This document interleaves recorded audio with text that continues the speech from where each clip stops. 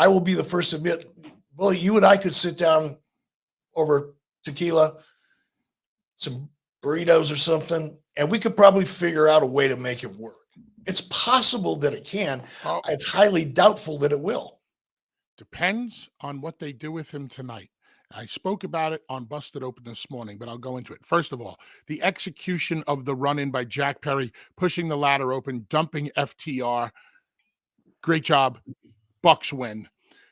What I loved about the angle was the attention to detail. A fan jumped the rail in a mask.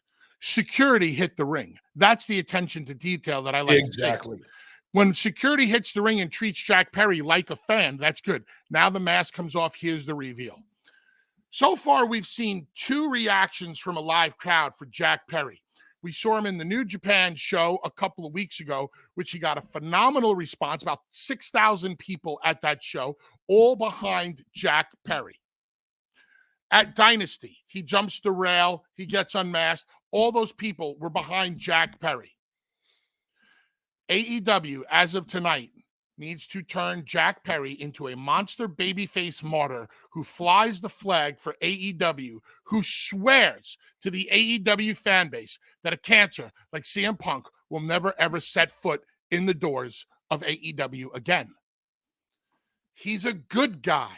He's getting these responses. A good booker listens to the fan base. So if the fan base is cheering for this kid upon his return, no matter what, let's present him in a way that the people like.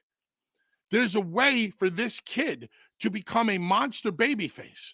And the heels in this scenario are the 2 guys that have stuck by CM Punk's side the whole time.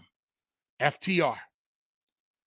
I would go off the show with Jack Perry in the middle of the ring, cutting a passionate babyface promo, not burying Punk, not bringing up Punk. And if you have to bring him up, you bring him up once and you turn him into the biggest piece of shit that's ever walked the planet. It's very pro AEW.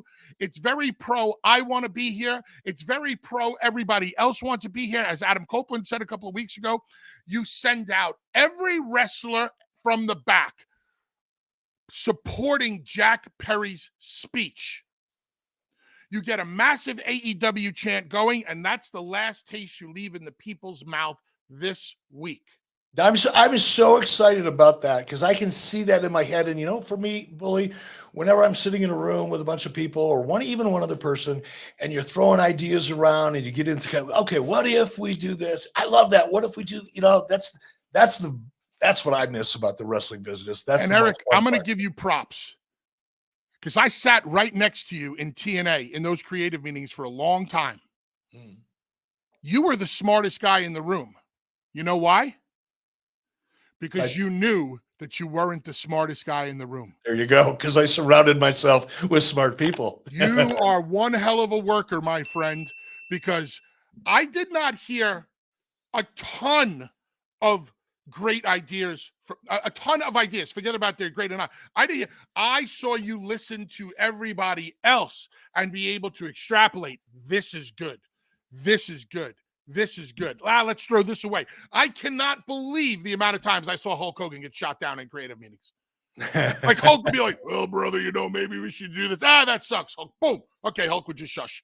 Like, and I'm not talking negatively about it, but like the things that I witnessed, and you were smart enough to know, yes, that makes sense. No, that doesn't make sense. And it doesn't matter how you get there, as long as you get there and it works. And people need to look at the numbers a little better with TNA because a lot of stuff that we did there really, really worked. Oh, I know. But for me, Bully, it's just like when just like when we sat on those TV meetings, basically before we started shooting, and we're bouncing ideas around.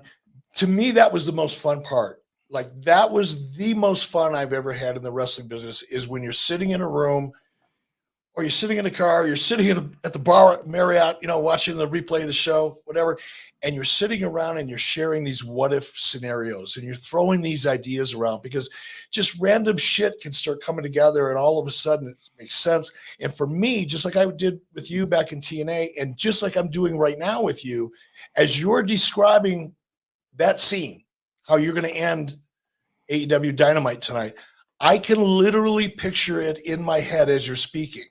just like I could when we were all sitting around a room and people were throwing ideas around.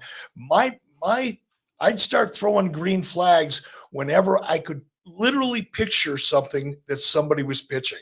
If they're pitching it to me and the picture just wasn't clear, I couldn't understand it relatively easily, and I could see the emotion in it. If I couldn't feel it, I would move on to the next idea. But just like you're laying that show, I mean, I'm getting excited, hoping that I see something even close to that tonight. Really. Could you imagine if, and I'm going to go a little far here. Could you imagine if Jack Perry was standing in the middle of the ring and he took his shirt off and he had a tattoo of AEW right over his heart? You have to make those fans believe in you.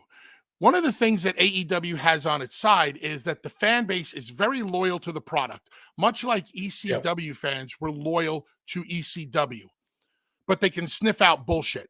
So this is all about passion.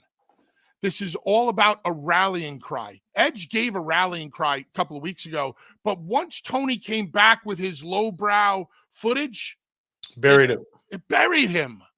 And I felt bad for Adam Copeland.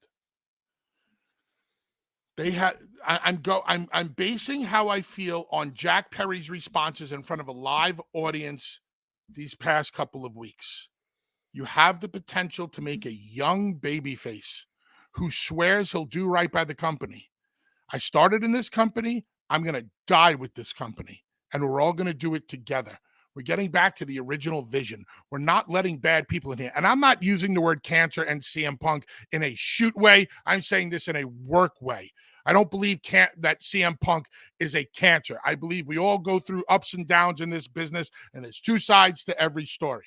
I'm using it in a way within a storyline where you can bring the people on a journey, not to prove a point that CM Punk is a bad guy, but because you're the guy who's going to help this company achieve its greatness again.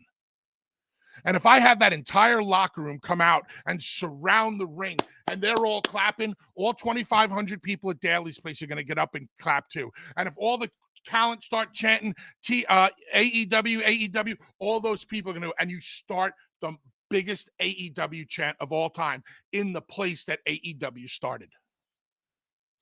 You know, Bully, and I mean this sincerely. I know there's going to be, people out there when they see this, it's going to be like, oh, you're always trying to help Bully get a job, and Bully wants a job there. And that is so fucking not true. I have a job. It's called Busted Open. Yeah. I have a job. It's called the Team 3D Academy. I have a job. It's called going to work for any company in the world I want, including the WWE, i.e. the WrestleMania call, including TNA if they ever call. And if AEW ever called and said, hey, we got this phenomenal idea. You want to get Jack Perry over as a babyface? Give him to me for 3 months.